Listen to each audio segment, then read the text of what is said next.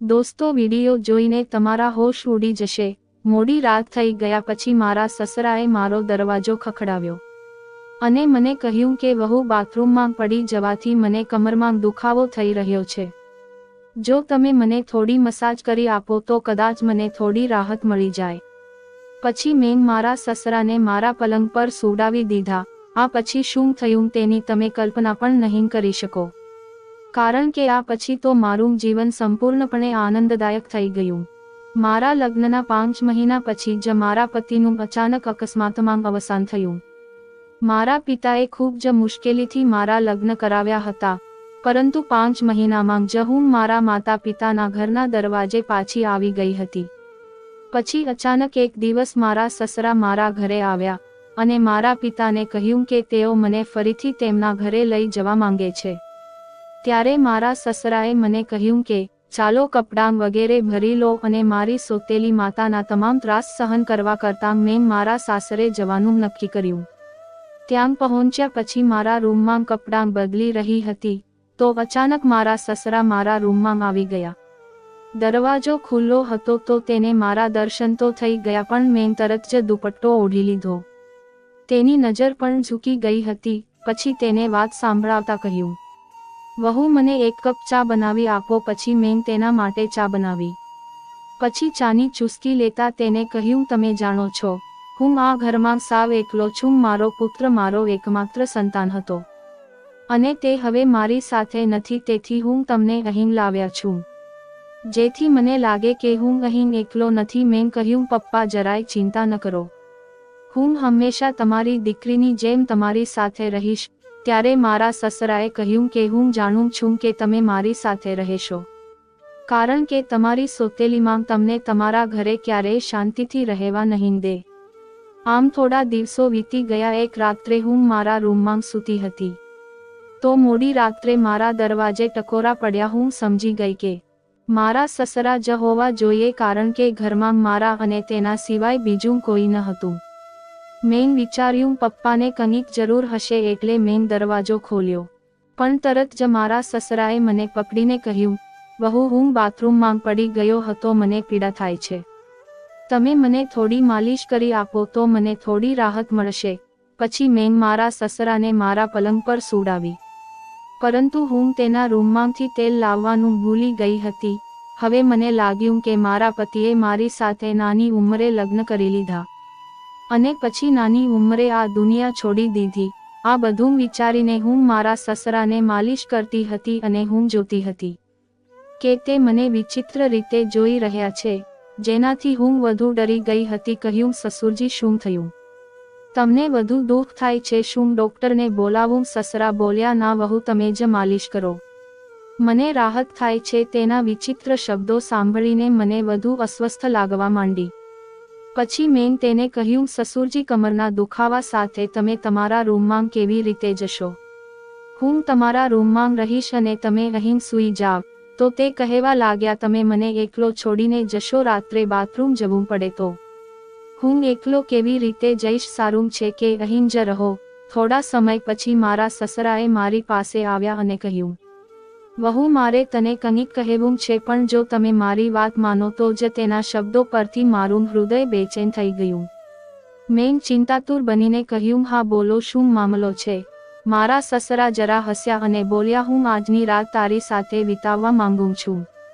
હવે મને એકલા રહેવું સારું નથી લાગતું। મારા પુત્રના મૃત્યુ પછી મેં ફરીથી લગ્ન કરવાનું વિચાર્યું, પણ પછી વિચાર્યું કે તારી સોતેલી માં ક્યારેય તને એ ઘરમાં શાંતિથી રહેવા નહીં દે, તેથી હું તને આ ઘરમાં લાવ્યો છું। તેમના આવા શબ્દોથી મને ખૂબ જ અસ્વસ્થ અનુભવી, પણ મારામાં તેનો વિરોધ કરવાની હિંમત ન હતી।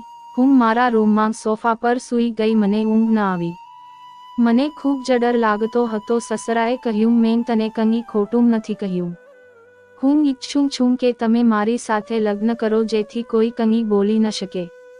આ સાંભળીને હું સતબદ્ધ થઈ ગઈ। મેં કહ્યું, તમે મારા સસરા છો? આ તમે શું કહો છો? તમે મારા સસરા છો અને હું મારા સસરા સાથે કેવી રીતે લગ્ન કરી શકું? મારા સસરાએ કહ્યું, વહુ જુઓ, હું કબૂલ કરું છું કે ક્યારેક હું તમારો સસરો હતો, પણ તમારા પતિના અવસાન પછી અમારી વચ્ચે આવો કોઈ સંબંધ નથી. હું એકલો છું, તમે પણ એકલા છો, અમે એકબીજાને સહારો આપી શકીએ છીએ.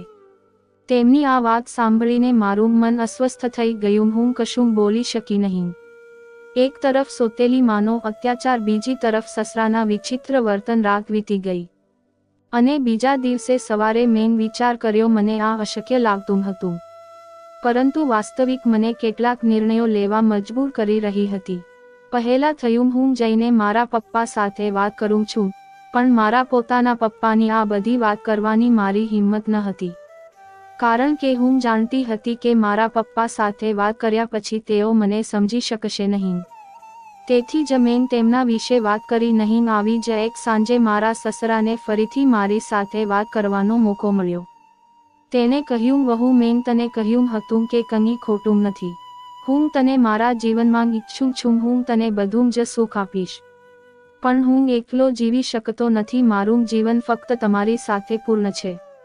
મારા સસરાની આ બધી વાતો સાંભળીને હું અંદરથી ધ્રુજવા લાગી અને કંઈક કહેવા માંગતી હતી. થોડીવાર પછી મારા સસરા પોતે બહાર ગયા. એ જ રીતે મારા સાસરિયાના ઘરે થોડા વધુ મહિના વીતી ગયા.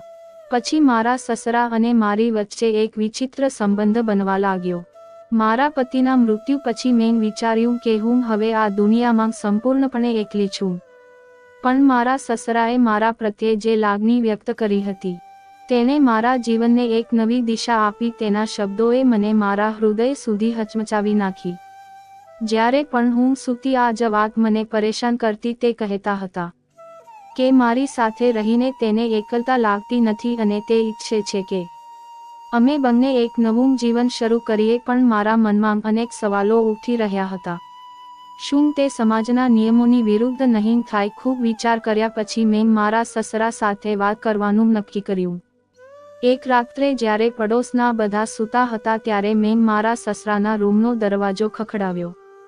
તેને દરવાજો ખોલ્યો અને મને જોઈને તે થોડા આશ્ચર્ય પામ્યા અને તેણે કહ્યું, વહુ, તમે અંદર આવો. મેં કહ્યું, હું તમારી સાથે કંઈક અગત્યની વાત કરવી છે. મેં થોડી હિંમત ભેગી કરીને તેમને કહ્યું, મેં તમારી મહાનતા વિશે ઘણું વિચાર્યું છે. હું સમજું છું કે તમે એકલતા સાથે સંઘર્ષ કરી રહ્યા છો અને તમને જીવનસાથીની જરૂર છે, પરંતુ આ સંબંધ માટે એક શરત છે કે હંમેશા અમારી વચ્ચે આદર અને પ્રેમનો સંબંધ રહેશે. તમે મને દીકરીની જેમ માન આપશો અને હું તમને પિતાની જેમ માન આપીશ. તેણે મારી વાત ધ્યાનથી સાંભળી અને થોડીવાર પછી કહ્યું, હું તારી શરત સ્વીકારું છું. તમારું આ સન્માન હું હંમેશા જાળવી રાખીશ. તેમની આ વાત સાંભળીને મારા હૃદય પરનો બોધ થોડો હળવો થયો. થોડા દિવસો પછી અમે એક નાનકડી વિધિમાં લગ્ન કરી લીધા. સમાજની નજરમાં લગ્ન સામાન્ય હતા, પરંતુ અમે અમારી પરિસ્થિતિ સ્વીકારી લીધી હતી. લગ્ન પછીના દિવસો મારા માટે ખૂબ જ પડકારજનક હતા. સંબંધીઓ અમારાથી અંતર જાળવવા લાગ્યા, પણ અમે આ બધું ધ્યાન કરીને આગળ વધવાનું નક્કી કર્યું. ધીમે ધીમે અમારા સંબંધોમાં પ્રેમ અને સમજણ વધવા લાગી. જ્યાં પહેલા હું મારા સાસરિયાના ઘરમાં અસ્વસ્થતા અનુભવતી હતી, હવે એ જ ઘર મારું પોતાનું ઘર જેવું લાગવા લાગ્યું હતું. મારા સસરાએ મારા માટે શક્ય બધું કર્યું જેથી હું ખુશ રહી શકું. તેણે મારી દરેક નાની નાની જરૂરિયાતોનું ધ્યાન રાખ્યું અને હવે દરેક ઈચ્છા પૂરી કરી. તેણે મારા માટે દરરોજ કંઈક ખાસ કરવાનો પ્રયાસ કર્યો. ક્યારેક તે મારા મનપસંદ ખાદ્ય પદાર્થ લાવતા તો ક્યારેક મારા માટે નવી સાડીઓ ખરીદતા. ધીમે ધીમે મને પણ તેમના પ્રત્યે એક અલગ જ પ્રકારનો આદર થવા લાગ્યો. અમે બંનેએ સાથે મળીને નવું જીવન શરૂ કર્યું. મારા સસરે હવે મારા જીવનનો અભિન્ન અંગ બની ગયા હતા. અમારી વચ્ચેનો સંબંધ હવે માત્ર સસરા અને પુત્ર વધુનો ન હતો, પણ બે હૃદયના મજબૂત બંધન બની ગયો હતો. તેણે મને દરેક સમયે સહારો આપ્યો. જ્યારે મને તેમની જરૂર હતી તેણે મને ફરીથી હસવાનું શીખવ્યું, નવું જીવન દ્રષ્ટિકોણથી જોવાનું શીખવ્યું. લગ્નના થોડા મહિના પછી મને સમજાયું કે અમારી વચ્ચેનો આ નવો સંબંધ મને નવી દિશા આપી રહ્યો છે. અમે સાથે મળીને ઘણી મુશ્કેલીઓનો સામનો કર્યો અને દરેક વખતે એકબીજાને સાથ આપ્યો. અમે સમાજમાં ઘણો સામનો કર્યો છે, પરંતુ અમને અમારા નિર્ણય પર ક્યારેય પસ્તાવો નથી થયો. ધીમે ધીમે અમારા સંબંધોમાં એક નવા પ્રકારનો પ્રેમ અને આદર આવવા લાગ્યો. તેમની સાથે વિતાવેલી દરેક ક્ષણ મને કંઈક નવું શીખવ્યું અને મને સમજાયું કે ક્યારેક જીવન આપણને એવા વળાંક પર લઈ જાય છે કે અમારે અમારા નિર્ણય પર પુનર્વિચાર કરવો પડે છે. આજે હું મારા સસરા સાથે નવું જીવન જીવી રહી છું.